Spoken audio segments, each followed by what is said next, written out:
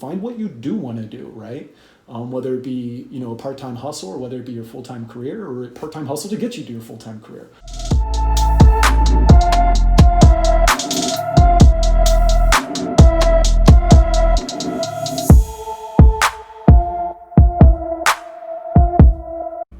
As I was looking, I think last week when I was looking at who would be the best person to kickstart my podcast, somebody who's been there, done that, been through the grind. So you talk about perseverance, you talk about, being thrown into a tech role with no background for a multi-billion-dollar company, and talk about going from that to an operations role, and then an entrepreneurial role, and having your own entrepreneurship venture.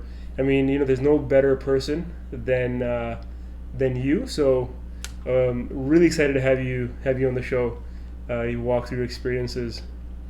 Yeah, super excited to be here. Thanks for having me, giving me the opportunity to join you. No, of course. And I know you have you recently had a daughter. Congratulations. So I'm sure it's a handful. Yeah. She keeps my wife and I on our toes for sure. So she'll be 2 at the end of July, and it's just like any new parent will tell you, it's life changing for the better, of course. Yeah. But a lot of sleepless nights, of course. Yeah. Awesome. Well, happy for everything. I think for the listeners, Dave and I worked together. I can say without a doubt, Dave was one of the best leaders I've worked with. So we'll love to share some of that stuff in today's show. So Dave, what have you been up to lately? Just tell everybody a little bit about yourself and how you kind of got started in your career. Yeah, absolutely. So maybe just kind of bring it, end to end here, right? So right now today, actually getting ready to relocate the family up to Tampa. Where everyone's life has changed very recently in the new world with COVID-19 that we're living in, and a few months before everything got to where we are today in the U.S., maybe early February, decided to take a move to Tampa. As my daughter, as you mentioned, wanted to get up near family, and I have a brother there and some extended family, so wanted to get up there and be able to raise my daughter in that group. But besides what I'm doing today, and really where that personal focus is, right, where we're headed, kind of the overall. Kind of give you my history. As you mentioned, we met at RBI, and in that role there, I was the vice president of program management. Thrown into it, as you mentioned, really a heavy operational background. I spent a lot of time working with 2 different brands, Burger King being one, and Popeye's Louisiana Kitchen being the other, and heavy operational roles there. And as Restaurant Brands International recognized, we needed to, kind of dive a little bit deeper into the technology space and really catch up on where we were. We were very behind in the times when you start to compare to some other competitors in that space. They wanted to, really invest heavily in trying to turn that business around. So they brought in a few people with different varying backgrounds, myself being one of those. But even before RBI, I was with that brand for 6 years, and even before that, spent a significant amount of time with Enterprise Rent-A-Car. So thinking of my career high level, right? Started that began my career on the West Coast with Enterprise Rent-A-Car right out of college. So right after you graduated, your first job was Enterprise. Was it that the training program they have? Yeah. So everyone at Enterprise basically starts at the same level, regardless of your experience, right? I mean, they're really big in college recruitment, but you could have 4 years, post-college experience, 10 years. It doesn't matter. You're always going to start out in this management training program, which is great because you really learn the business from the ground up, right? So I started in the management training program there, and really at the time I joined, which was kind of early 2000. The business was growing very quickly. Right now today, Enterprise Holdings, as it's called formally, they actually own National and Alamo as well. And so I joined them before that acquisition even happened, which obviously that acquisition created more opportunities and such. So, when I joined, I was able to move through the company very quickly. I went through the varying levels of the management training program, to manager assistant, to assistant manager, to store manager. And after about 3 years with that business, was promoted for the first time. And that's what moved me to the East Coast. I was promoted to be a district manager, area director for that business. That took me out to Rhode Island. Great point, Dave. I mean, numerous people, and I remember when I was finishing my undergrad as well, there was also the enterprise recruiters were there, and I know numerous people enter this program at the bottom level. What what differentiated you from everybody else, and how did you grow through your career much more, faster and effectively versus everybody else who either got stuck there or had to exit? What was that underlying X factor in your early days in your career? Yeah, man. Great question. So, I'd say that, first and foremost, I almost didn't even get a job there, right? So if you think about this, I almost didn't get hired in this company that you just described that I said I accelerated through, right? So I was going through the interviews, and I was very philanthropic growing up, did a lot of charity work, and I remember at one stage in the interview process, one of the managers felt that I wouldn't be able to, offer the additional products and sell the insurances that the car rental companies do, because I was too giving and, wasn't competitive enough. And I was philanthropic, and all that was true, but, luckily I continued in the process, and I'll say they decided to take a chance on me. And what they overlooked was my competitive spirit, right? And what enterprise I think does very, very well is, even from the very beginning, whether, as I mentioned, everyone starts out this management training world, and there's different levels. You can measure your performance not just at the store level, but down to the individual performance level, right? Certain metrics and scores they have will be ranked at the store level, like customer service, and then other metrics will be ranked at the more employee level. They'll be ranked at, like your individual sales numbers, for example. I was never the best salesperson. I genuinely enjoy customer service, and I think as such was able to offer the products convincingly when they made sense, and put my own spin and approach on that. But as I mentioned, they underestimated my competitive spirit, which drove me very well there. But really, I think where that stems from, even because there's a lot of different people that are competitive. I know Tanviri plays sports growing up, right? And we're heavily involved in football. For me, it didn't even come from sports. For me, growing up, I actually had some really bad medical challenges and battles as a kid. I played sports all the way until probably my probably 8, 9, 10, like every kid does. Soccer, baseball, I was really into, and then I just got really sick as a kid. Around we moved from Washington State to California. My dad was in the military, and we moved to California, where I spent most of my years growing up through college. And once we moved there, I got really ill. I was in and out of the hospital all the time. And it took this, person that was otherwise previously extremely competitive, right? And took them out of the area where they could, put all that energy. I wasn't able to compete, either if I was in the, in or out of hospitals every 3 or 4 months, whether you're physically sick or not, because when I wasn't sick, I was totally fine, but you just lose muscle mass, you lose energy, you can't compete, right? And so landing at Enterprise was, while it was very accidental. I was referred there by friends that graduated a year before me. It happened to be a meritocratic company where they rewarded performance and hard work and results. And I came in as this competitor with years of built up, energy of not being able to compete. And I just got in there and just gave it my best effort, right? And I think, effort is something that gets underlooked a lot today. People talk a lot about talent and success, but for me, effort means a lot. And I just showed up every day and did my best. A lot of times, the people that excel have been through something in their lives earlier on that has allowed them to build a foundation. It's almost a really robust foundation that they then draw energy from. As you said, for me, it was my football, right? And I say, if I wasn't a football player, I probably wouldn't be where I am today. For you, it was the challenges as a kid. And I think what a lot of kids nowadays don't realize is that the pressures that you face at a young age are actually almost blessings in disguise, because they allow you to set yourself up for the future. The second thing that I want you to dive a little deeper on is, you said the word meritocratic. How did that allow you to build a career from a enterprise company perspective versus another company, if you were there, which wasn't meritocratic? What was it that stood out and that had a direct impact on your career? Because as much as somebody might work hard or talent, it also is as important to align yourself to a culture that you're going to excel in.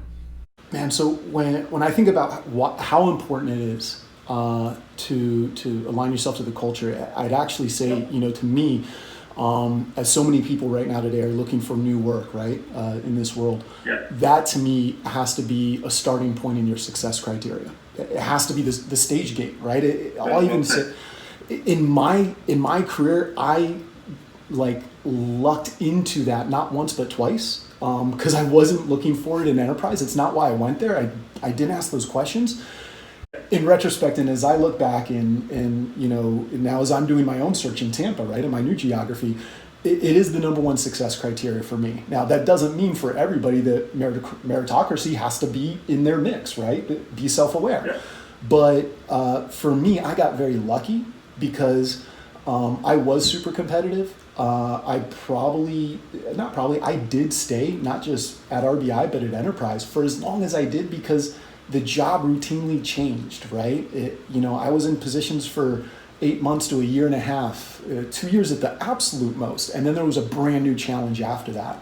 Yeah. And so, it kept things fresh in a way.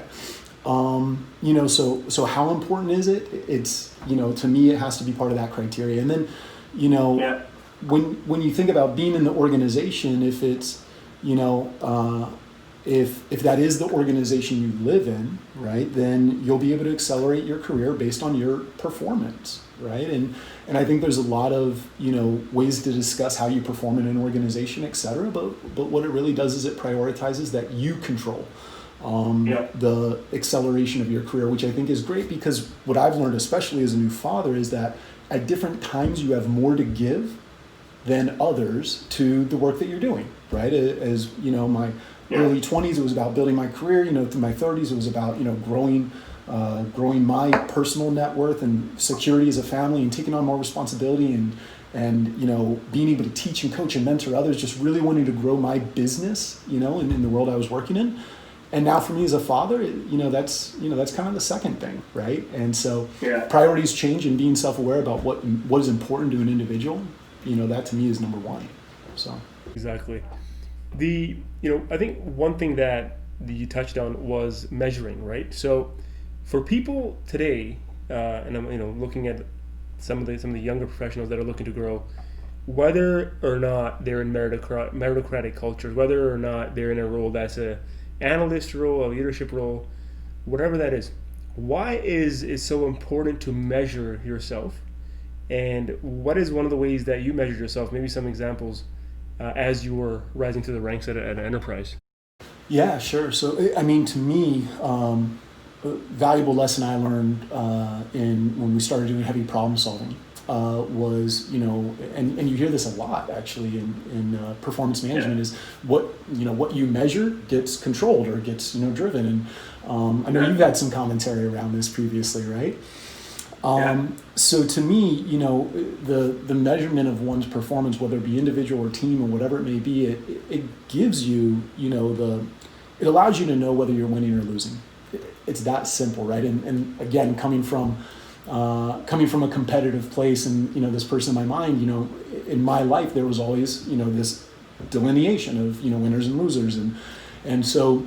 To me, the nice thing about it in the business world is it doesn't have to be, it's not a zero-sum game. There doesn't have to be I win and they lose, or it can be a team environment. You can grow together. And so what was, really exciting about Enterprise is, at the very beginning level, your first day, you're working in the rental branch, you're checking in cars, and you're getting measured on your store's customer service, right? Which the business actually puts, different guardrails in place where it's so important in that business that you can't even apply for promotions if your customer service scores of your store did not meet a certain criteria, certain threshold, right? And that's just how much they drive that into the business there. But on top of that, you have your personal insurance KPIs, what you're offering in the damage waivers and the different protections on the car. Yeah. That evolves into even being able to upsell and different items like that, the salesmanship, and then ultimately, as you grow in that business, they'll measure different KPIs like growth, right? Fleet growth of how many cars you're renting. So just are you growing the business and the market share of your territory? and employee retention and development, which has always been something I've loved the most, right, is working and coaching and mentoring. So, what is your turnover of your store office? And those are the measurements kind of in the entry level that you had, right? And Enterprise's program really just grew in scale, right? So you went from being an individual contributor to being a small store manager, and being a small store manager to being a district manager, so on and so forth. Probably one of the things as I think about it, and just lessons I learned, right, along the way. And one of the things that strikes me at Enterprise is we talk about going from store manager to district manager.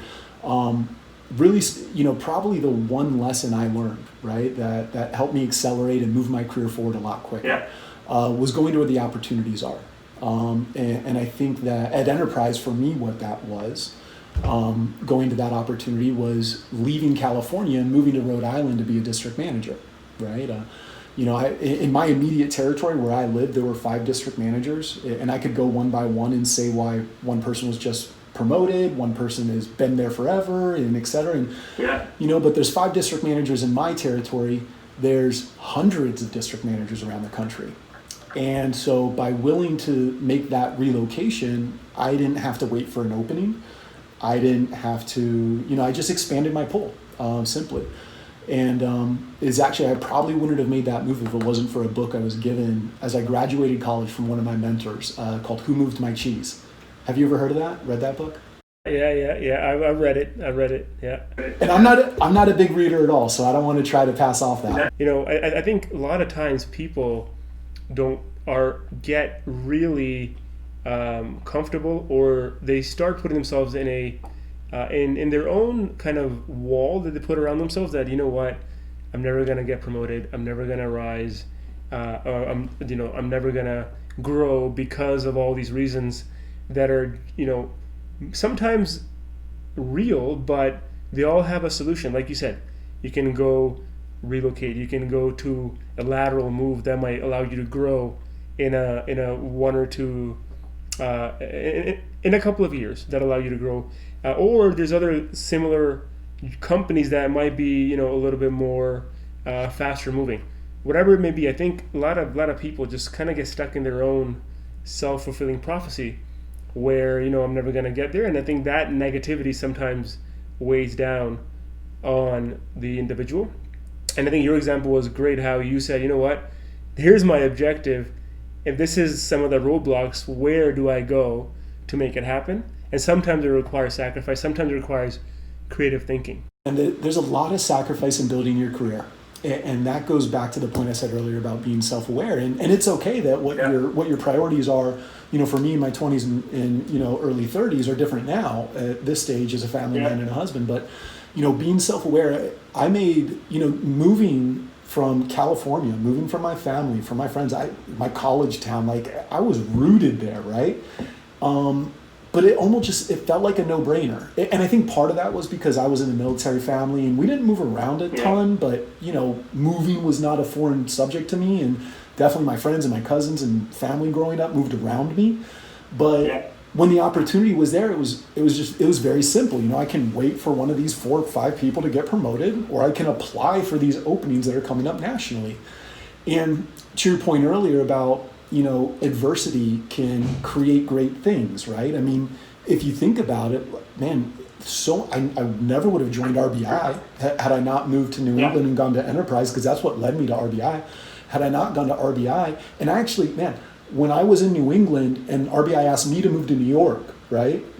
I loved it. Nuno Lima, my boss, I love Nuno, but I fought him. And I said, I don't want to go to New York. My friends and family, I'd rooted myself in New England now, and I didn't want to leave.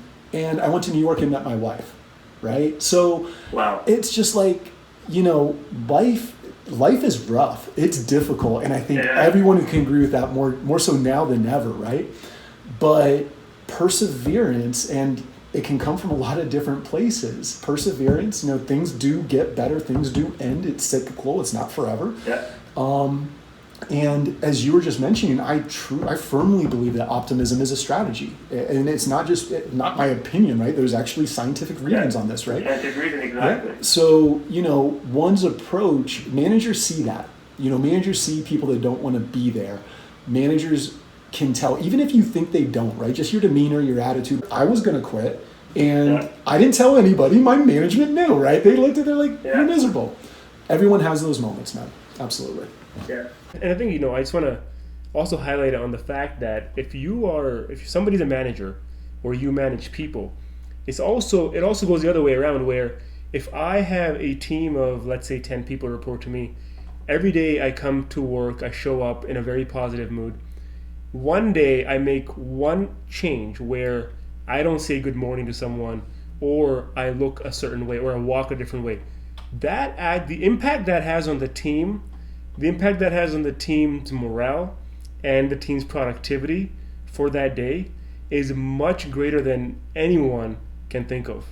And I've been through that, and my teams have suffered that, and I don't realize that, and I'm like, holy crap, right? I wasn't aware of that, but because of me, everybody's like, holy, from morale, you talk about insecurity, you talk about just a day that's wasted because of someone not being self-aware.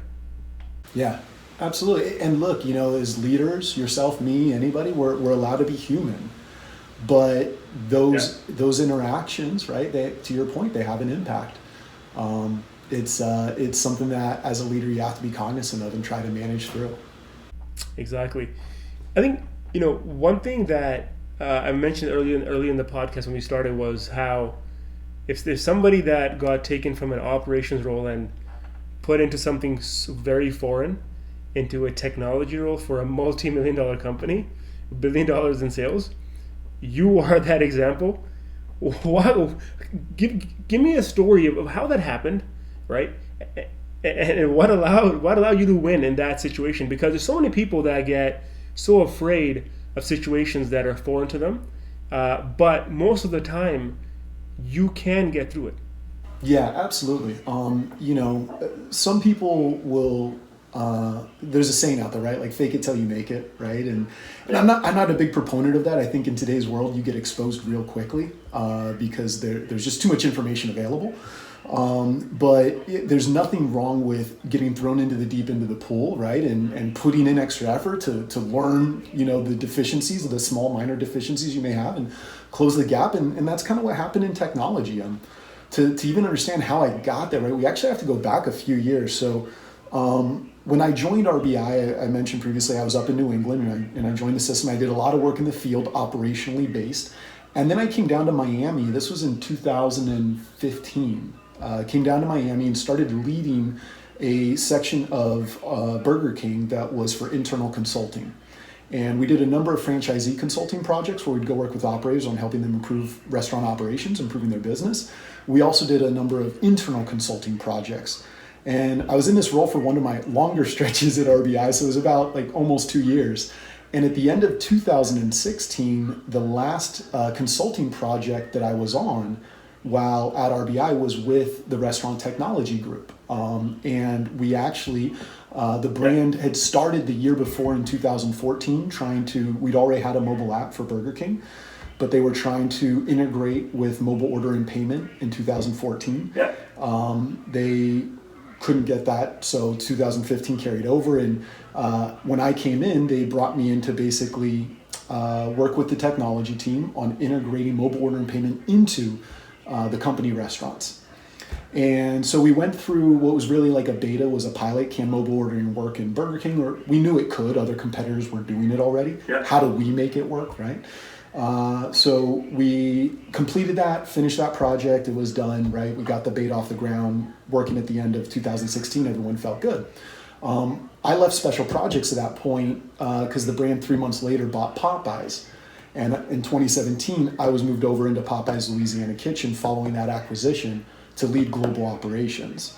And so I left this internal consulting team, had all the problem-solving knowledge, all the Burger King operational knowledge under my belt, had a relationship with the restaurant technology team, but left that project and went over to run Popeyes global operations and did that for a year.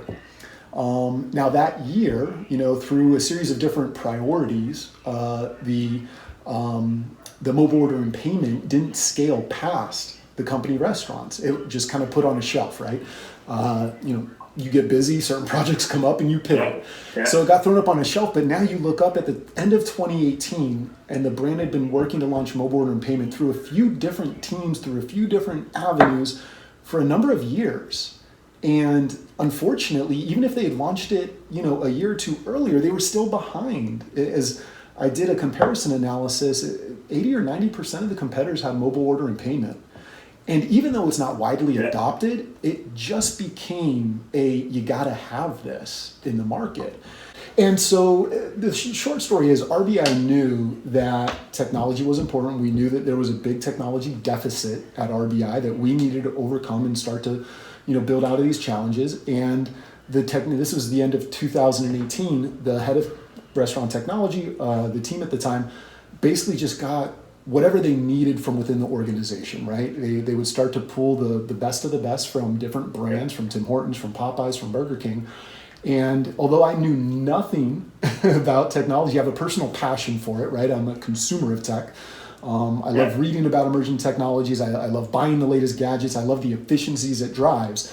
Yeah. But, I'm not a coder. I've never worked in a technology team. We've talked about my background, right? They recognized that they needed to be able to do two things, right? Is one, accelerate the integration of technology.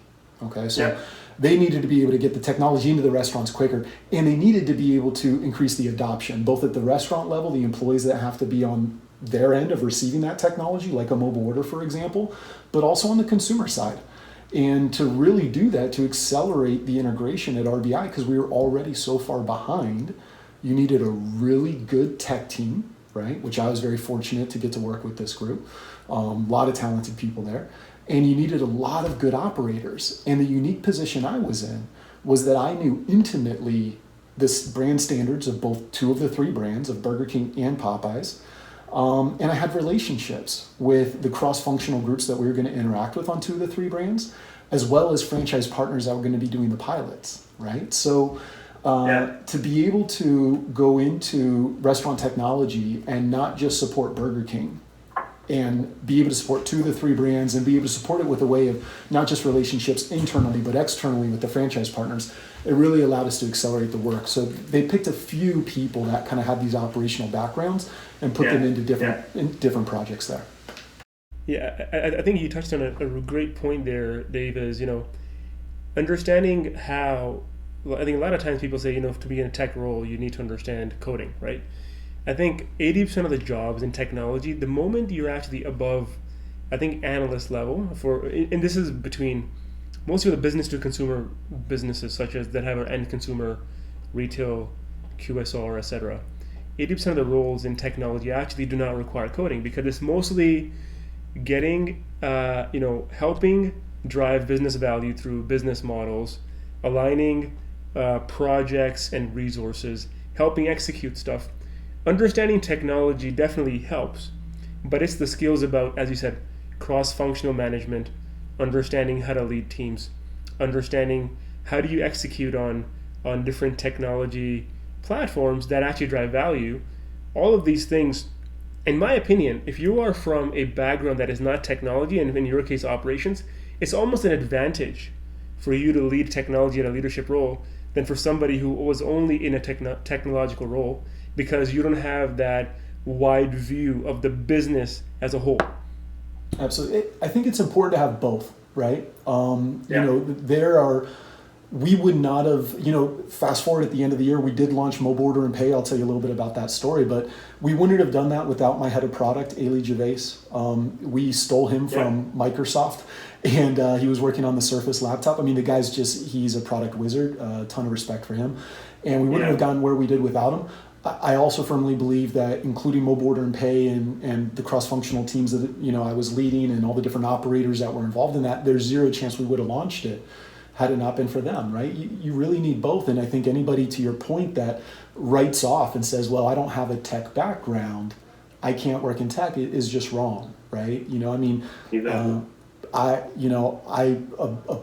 lot of the work that I did, there was very program management, project management like, and that feeds a personal, a personal part of me where I'm just by nature OCD. I like checking things off a to-do list. I like getting things done. And, so for me, it's, to sit there and say, well, I can't be a project manager because I don't have my PMP license. There's a lot to be said about, as we described earlier, the effort you're going to put in to close deficits, right? And it's not to say that... The point you touched on, not having my PMP, I can be a project manager. I mean, I was thrown into a tech role with zero tech background.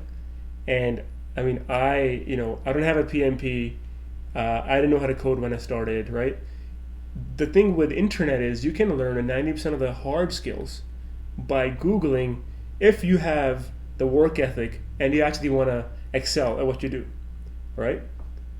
It's funny you say that because I've been thinking a lot about this lately. People talk about soft skills, hard skills, et cetera. And as you talk about, right now, the idea that, you can learn these, right? And that's very true. Leadership, you can learn leadership, right? Like I was very fortunate that was instilled in me in a young age growing up in a military family.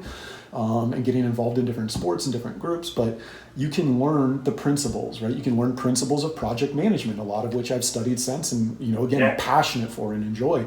You can learn these different, principles around, the management and these philosophies.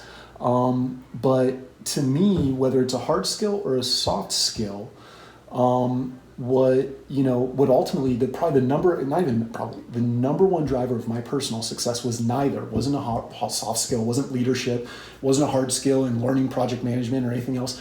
It was simply effort, right? And I think that gets overlooked a lot. I caught something maybe about a week ago, the blog written by Molly Fletcher, and it was along the lines of like 10 things that require zero talent. Have you heard or seen this before? Yeah. It talks about work ethic, right? It talks about attitude. It talks about being on time. It talks about effort. Yeah. And one of the points in the blog, I'll borrow here. It goes on to talk about a story you may have heard being an athlete, Kobe Bryant, right? 2008 Olympics. Yeah. And as they were training for the 2008 Olympics, there was a day off. And told everyone on the team and the young players, hey, you have the day off, go do whatever you want to do. This was Kevin Durant's telling this story. It was his first year in the league and he was on the Olympic team. And Kobe got on the bus to go to, drive into a high school downtown on the day off and shot 50 shots from every spot around the 3-point line for the day. Wow. That was his day off to set the tone and set the expectation. And mind you, this is 2008. Like Kobe's already in the league. Like he's dominating, right? Yeah. Yeah. And look, whether, you want to, there's a lot of times when you talk about, Kobe obviously has a lot of great talent, right? And you can sometimes see talent squandered, right? Where people just do nothing with it. And then you see times where people, whether it be Kobe or you hear stories about, a bunch of different athletes that just outwork everybody. Yeah. And then this is the camp that, not making this comparison by any means, because I can't catch a football, let alone throw a football, but then you hear stories like Tom Brady, right? And you hear stories about Brady, drafted in the 6th round, obviously has had a very good career, but people close to him will talk about his work ethic and how methodical he is. And one thing that I had instilled in me in a very young age, growing up in a military family, growing up in, around, high resilience from the childhood illness I would overcome and love and support of a great family. Because when you're battling this illness, a lot of people rally around you. So tremendous love and support. But also military, right? Heavy accountability. And so, you take a look at this list that Molly Fletcher puts together and man, I look at that and I was like, I've never been able to articulate effort in the way that she does. And that is simply, for anybody out there, whether you talk about talent, if you have it, great. And if that's what you're passionate about and that aligns with what's important to you, then do it. If you don't, to your point, you can learn it. But no matter what you do, bring the effort, right? Yeah. Show up, go take a look at this list. If you don't know what we're talking about, right? Take a look at it and just show up and put in the effort because that hands down, right? Being willing to make the sacrifices, being willing to move to the opportunities, putting in the effort every day. That's it, man. That's been my recipe. I've seen this so many times in my football career where I've seen people who were so talented but they had really bad work ethic. They didn't even make it past the first year of football. There were people who were not gifted, but they worked their ass off every single day. And some of these guys are actually still playing in the CFL only because hard work and work ethic, right? And the same goes for people that I've seen, similar to what you've seen and you talked about in the business world. No matter what role you're put in, no matter what kind of a scenario you're put in, as long as you bring the fire, as long as you bring the work ethic, as long as you bring the effort, there's nothing that you cannot do. It's just going to take time and effort. Yeah, absolutely. It's tough to apply those things, especially if you're not motivated, if you're working in a job or a role you don't enjoy. Like, it's tough. It really is. And this kind of ties back to, I remember, I mentioned earlier, I almost left RBI. It was my first year in, I wasn't far from technology. I almost quit, and I had a great mentor tap me, my boss at the time when I was still in the Northeast, and tapped me, and those are kind of his exact words. He was just very fair and transparent in a very respectful way, but told me that RBI was a very hardworking company, very result driven. You're going to work your butt off, and that is true. And he was very honest in that, that's probably not a fun place to be if you don't love what you're doing, if you don't enjoy what you're doing, if you're not aligned with the mission and the goals. Doing that 50, 60, 70 hours a week is not exciting. And so he was willing to kind of let me go, right, if I don't want to be there, but he was very honest about it. So we talk about effort. It has to be there, right? But I also think, if you know that you have that ability, right? If you're like, I can do this, I'm just not motivated to do it. Okay. I just don't want to do it. I don't feel like doing it. Yeah. Then go find where you're going to do it at, right? Exactly. The world that we're living in, the connected world that we live and operate in today, right? Affords so many opportunities, for people to reach out and expand their business opportunities and their personal network into so many things. So find what you do want to do, right? Whether it be, a part-time hustle, or whether it be your full-time career, or a part-time hustle to get you to your full-time career. Talk about part-time hustle. It reminds me of entrepreneurship. And real quick, can you, walk me through kind of your past year in life? I know we were talking about it earlier, and how you made the switch from corporate to entrepreneurship, and what that's been like for you and some lessons you learned there. Yeah, so, starting at the beginning of 2019, a few colleagues and actually even former bosses from RBI had left about 8 months before me, and started, had a great business case, started opening up a few brick and mortar concepts, right, as a franchisee, space that we know well coming from RBI. And they recruited me to join them to kind of be the everything operational, right? I mean, like any entrepreneur, you're going to wear a different hat every single day. So that was all of 2019 with them. We grew from one store when I joined in December 2018, the very end of the year. We had one store at the time, and the beginning of this year we have 11 now. Doing over $5 million. Yeah, doing $5 million in sales. Great. Yeah. It was, I don't think I slept last year. We talked about a lot of sacrifices, right? At Enterprise, I thought I knew what hard work was because it was a 5.5 day work week, right? The stores were open Saturday, half day. So worked 5.5 days. And then I went to RBI and I was like, man, I didn't know what hard work was. Like, Enterprise is nothing. Because at RBI, you have a little bit more freedom to make your schedule, but it's such a result driven company that, pulling all-nighters.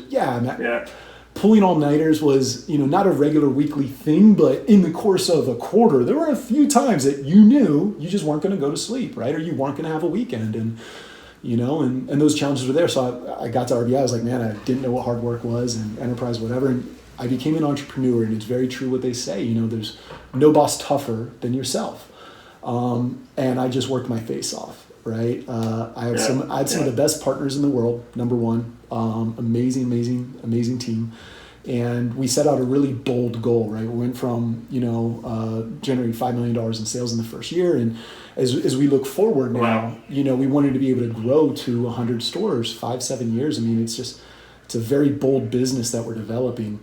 And, that goal was going to continue to require a lot of sacrifice and a lot of effort that I'd given for the first 20 years of my professional life. No big deal. And the first year, I missed a lot of events, right? By choice, right? Pressures I put on myself, but I missed a lot of family events, personal events, And, you know, the same time I became an entrepreneur was the same time I became a father, as we've talked about. And so those challenges conflicted, of course. And, you know, those sacrifices that were made were okay for me for the first 19 years of my life. And now today, you know, I have a different point of view. And so, you know, as we mentioned at the beginning of the show, you know, taking myself and my family up to Tampa, you know, to me, the big lesson coming out of entrepreneurship is, you know, kind of in the theme we've talked about so far here is about being self-aware, right? Working really hard, putting in the effort, right? And I was able to, you know, while the business continues on and my partners are driving it forward, I was able to, you know, prioritize my family for the first time in my career, and still be able to, you know, walk away in a very healthy way with the partners as they continue to carry forward.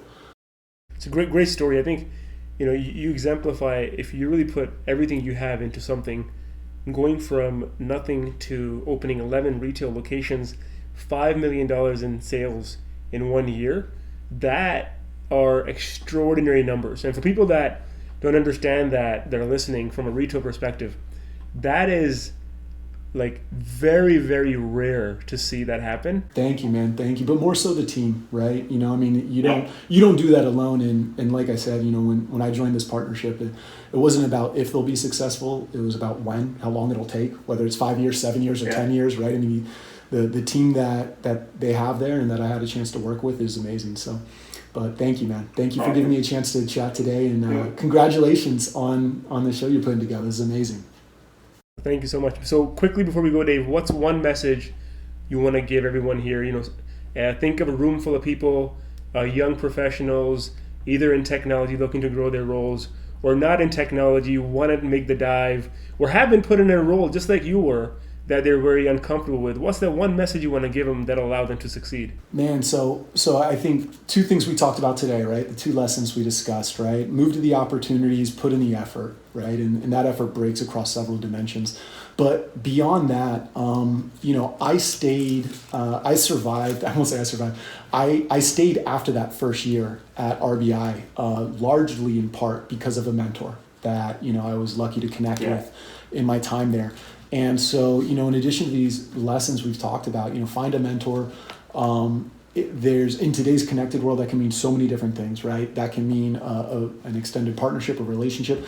I have mentors. They wouldn't even know they're my mentor, right? They're, you know, entrepreneurs or, you know, different advocates on social media that come out and speak and have different points of view that I follow and I resonate. And so find a mentor. It can mean so many different things in today's world. And, you know, not just but many mentors, and absorb knowledge and work hard. Absorb knowledge and take what works for you. That's it, brother. That is it. Team, remember to like, subscribe, and share with a friend, and visit tanveerbangu.com for a ton of free content and exercises.